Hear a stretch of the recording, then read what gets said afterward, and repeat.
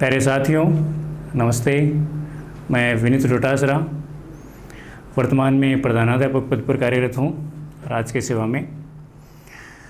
वर्तमान की जो एक विकट स्थिति है कोरोना काल में हमारे जो अभ्यर्थी साथी प्रतियोगी परीक्षार्थी किस प्रकार तैयारी करें, उस बारे में मैं कुछ सुझाव, मार्गदर्शन और मेरी जो पहले की तैयारी की जो रणनीति है उसके बारे में कुछ महत्वपूर्ण बातें आपके साथ शेयर करना चाहूँगा।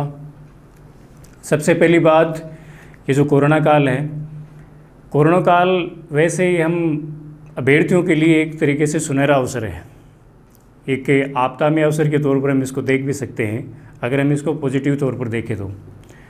जैसा कि सभी को पता है, तैयारी करने वाले दो तरह के होते हैं, इन सर्विस और जो सर्विस में नहीं होते हैं उनके लिए। सर्विस वाले हैं उनके लिए भी एक सुनहरा मौका है कि वो इस समय ज़्यादा तैयारी के लिए समय दे सकते हैं, और जो जॉब में नहीं है उनके लिए वैसा समय है ही। अभ्यर्थियों को न कहीं जाना है, घर पर रहना है या कहीं मकान लेके रह रहे हैं तो वहाँ वो ज़्यादा समय दे सकते हैं। पुस्तकें हैं उनके पास, पुस्तकें उनकी सच्ची साथी हैं और वो जो कुछ भी तय कर सकते हैं, जो उन्होंने तय किया है उसमें वो सफलता इस दौरान पा सकते हैं। कोरोना काल को एक नकारात्मक तौर पर न देखें, इसे एक खुद के लिए एक अच्छा अवसर मानें। अब दूसरी बात, पुस्तकें तो हैं ही साथ में जो ऑनलाइन जो क्लासें चल रही हैं उन क्लासेस का हम हमारे शेड्यूल के हिसाब से फ़ायदा ले सकते हैं। कुछ महत्वपूर्ण बातें इसके साथ साथ में वो आपके मैं बताना चाहूँगा। अभ्यर्थी के लिए तैयारी के दो तरीके होते हैं, एक तो वो जो नेक्स्ट जो इस एग्ज़ाम की तैयारी कर रहे हैं वो, और एक वो जो एक लंबी शेड्यूल जिन्होंने अपना रखा है कि ये एग्ज़ाम देंगे, इसके बाद ये एग्ज़ाम देंगे, इसके बाद ये, और हमारा अंतिम लक्ष्य ये है। दोनों तरह की जो तैयारी का जो प्रारूप है वो अलग अलग है। जैसे हमने ये तय कर रखा है कि अगर रीट एग्ज़ाम देनी है तो रीट एग्ज़ाम का जो पुराना जो सिलेबस है, नया सिलेबस तो अभी जारी नहीं हुआ है, पुराना सिलेबस जो है उसको कवर किया जाए। स्कूल व्याख्याता की प्लानिंग है, पुलिस कांस्टेबल या पटवारी की जो भी प्लानिंग है, पटवारी की जैसे डेट आ चुकी, पुलिस कांस्टेबल की भी आने वाली है, तो जिनकी हम तैयारी कर रहे हैं, यानी ये जो एग्ज़ाम जिसको हम अभी जिनमें हम पास होना है, उत्तीर्ण करना है, जिनमें हमारा चयन करना है, एक तो उनको फोकस किया जाए। एक जो लंबी तैयारी वाले हैं उनकी एक अलग बात है, 2-3 उसमें मुख्य बिंदु हैं जिन पर विशेष फोकस किया जाए जो लंबी तैयारी वालों के लिए काम में आ सकते हैं। जैसे एक विशेष पार्ट समसामयिकी, करंट जीके, और वो करंट जीके किससे कवर होगा? वो होगा न्यूज़पेपर और साथ की जो चुनिंदा पत्रिकाएं हैं, ये हमारी लंबी तैयारी में काम आने वाले हैं। विगत वर्षों की जो परीक्षा के प्रश्न पत्र हैं, वो चाहे दिनश सेवा चयन बोर्ड के हो चाहे आरपीएससी के हों, हमने ये देखा है कि सामान्य जीके का जो पार्ट है, उस सामान्य जीके के पार्ट में समसामयिक के भी कुछ प्रश्न उनसे जुड़े हुए आते हैं। करंट जीके का जो सिलेबस का भाग है वो तो है ही, उसके साथ में उससे कुछ अटैच हुए आते हैं। तो न्यूज़पेपर एक हमारे शेड्यूल में डालें, उसके हमें नोट्स बनाएं, जहां आवश्यकता हो, जिस परीक्षा की जैसी डिमांड हो। जैसे ऑब्जेक्टिव परीक्षा की डिमांड है तो हम उस अनुसार बनाएं। अगर हम कोई वर्णनात्मक जैसे आरएस मुख्य परीक्षा की बात है, या जिस परीक्षा में हमें वस्तुनिष्ठ नए प्रश्न पूछे जाएँ, उनका एक अलग तरीका अपना जाएँ। उनके जैसे न्यूज़पेपर के जो लेख वगैरह हैं, उन लेख का जो मुख्य बातें उनको नोट किया जाए, कहीं लेख कहीं कटिंग की जाए तो उन कटिंग का एक संकलन किया जाए।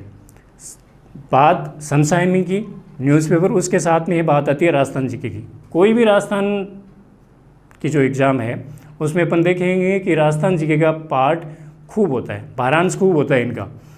ये सतत चलने वाली प्रक्रिया है। राजस्थान जीके को अच्छे से तैयार कर लिया जाए, बराबर आगे से आगे काम आता जाएगा। ये तो दो चीज़ें हैं।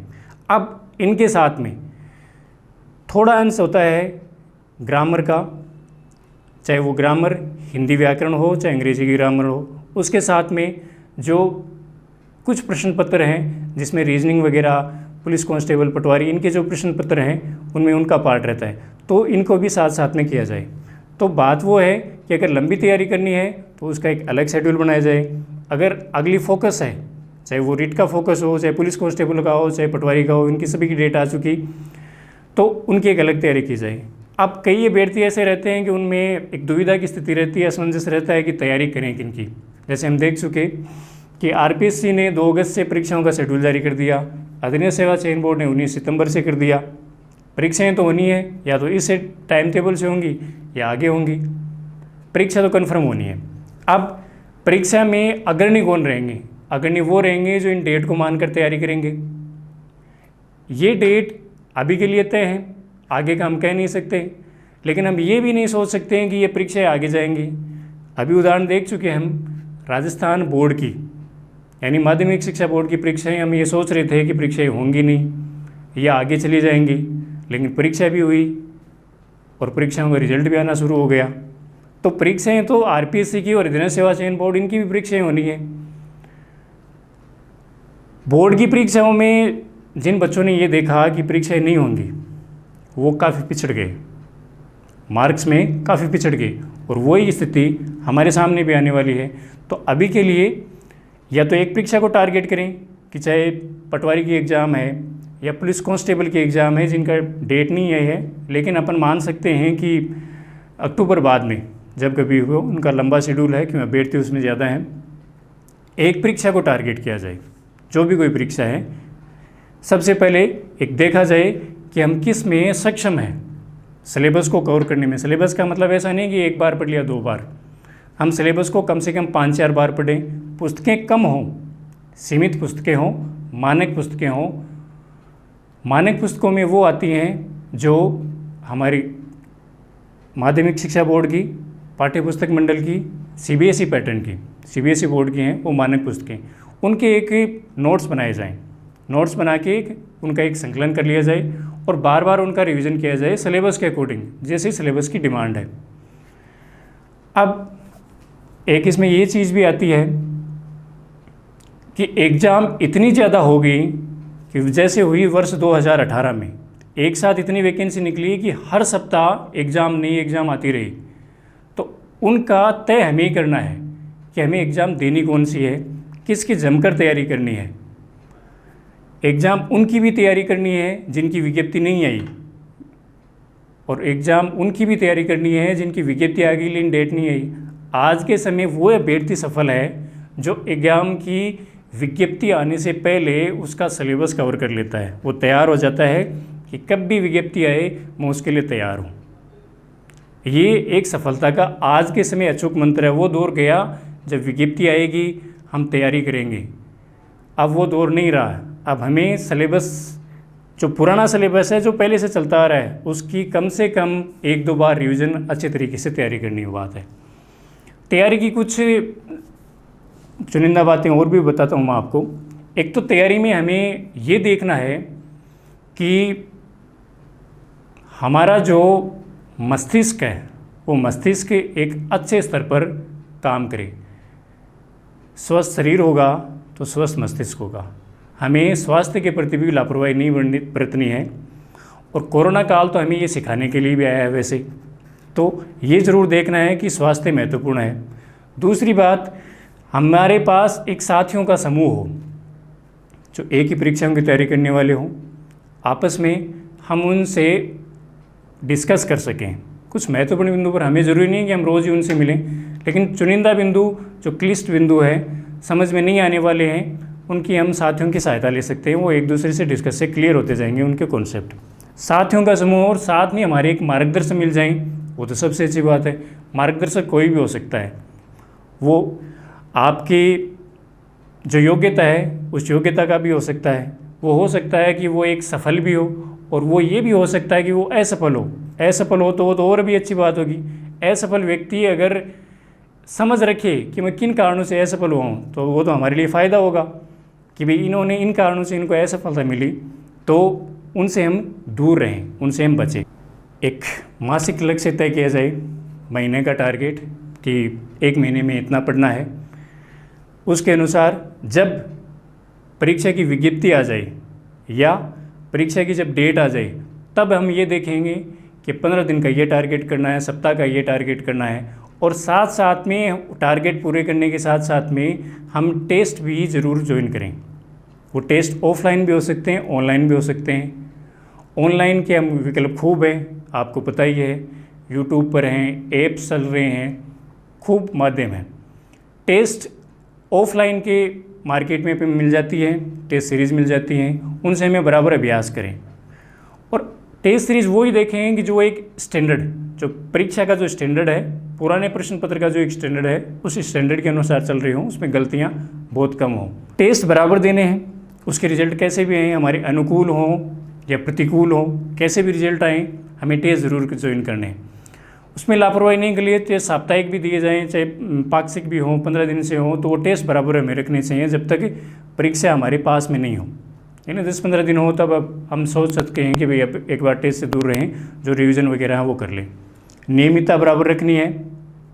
अगर हम ये किसी के नियमितता में कोई दिक्कत है तो कोचिंग संस्थान है वो इसमें काफ़ी सहायता करते हैं।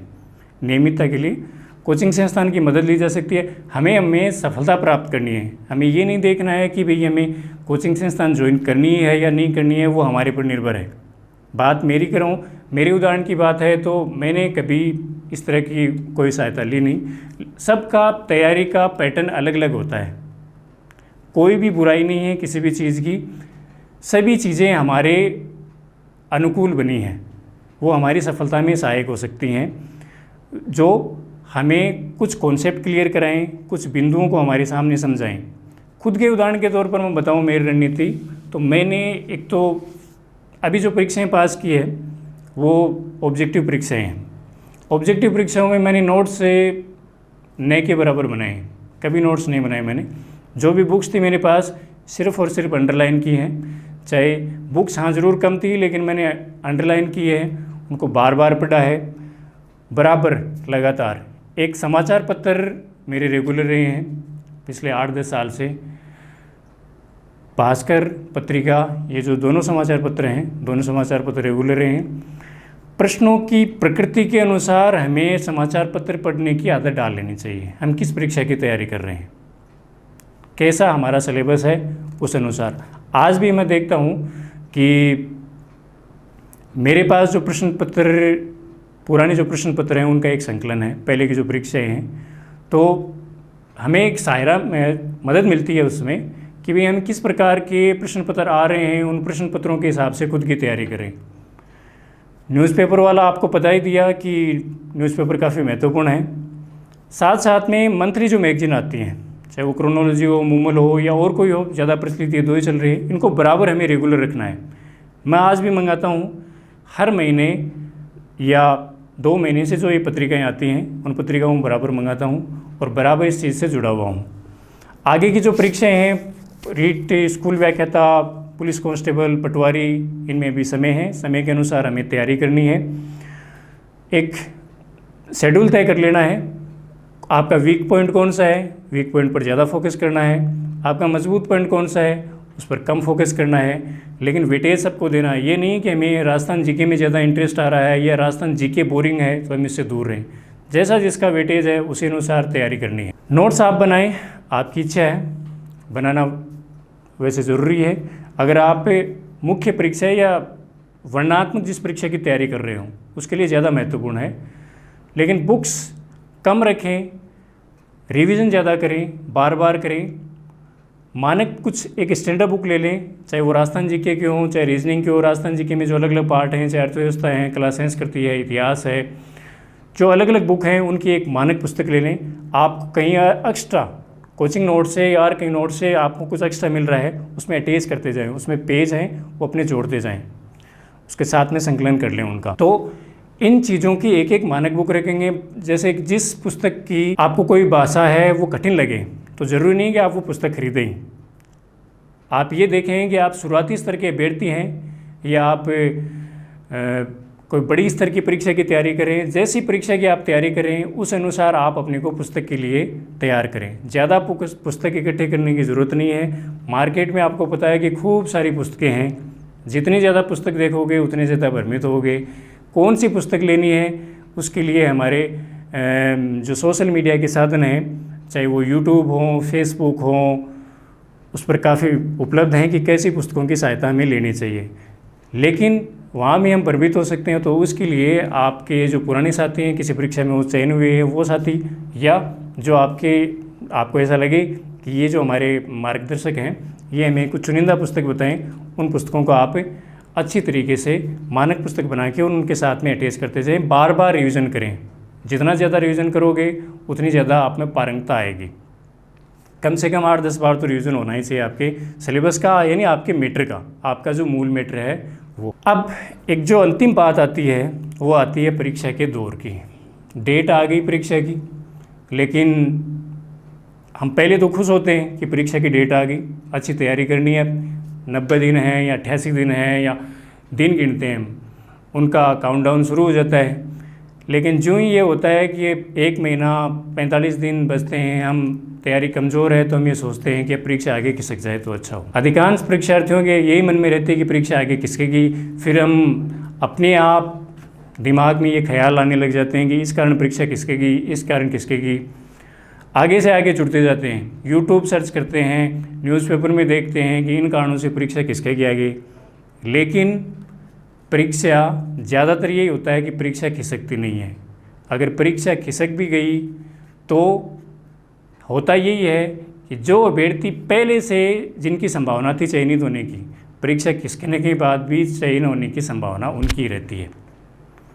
वो जो दौर है वो एक संक्रमण काल होता है, और ये पिछले हम दे सकते हैं कि पिछले 5-7 साल से ये दौर शुरू हो गया है कि परीक्षा डेट आने के बाद में कन्फ्यूज़न रहता है कि परीक्षा होगी या नहीं होगी, होगी या नहीं होगी।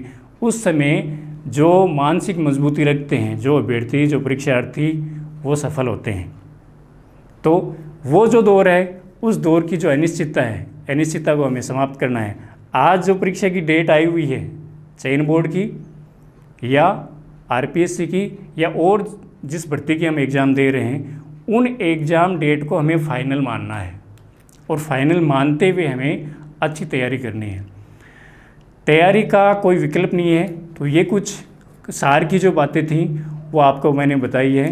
कोरोना काल में ये जो अवसर मिला हमें, ये अवसर को हमें बुनाना है। ये एक तरीके से हम ये माने कि जो अभ्यर्थी हैं अच्छी तैयारी करने वाले, उनके लिए बहुत ही सुनहरा अवसर है। इसमें हमें कोई कन्फ्यूज़न नहीं रखना चाहिए कि परीक्षा होगी या नहीं होगी, या ये परीक्षा पहले होगी ये बाद में होगी।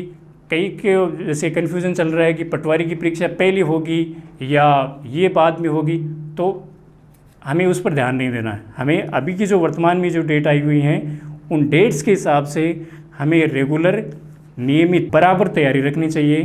इन्हीं सभी बातों के साथ आशा है आप जो लक्ष्य तैयार किया है आपने अपने जीवन का, उस लक्ष्य को प्राप्त करने के लिए दिनों दिन लगातार अथक प्रयास करते रहें। आपके अंदर की जो आग है वो आपको लगातार प्रेरित करती रहे, ऐसा ही आपको मोटिवेशन लगातार मिलता रहे।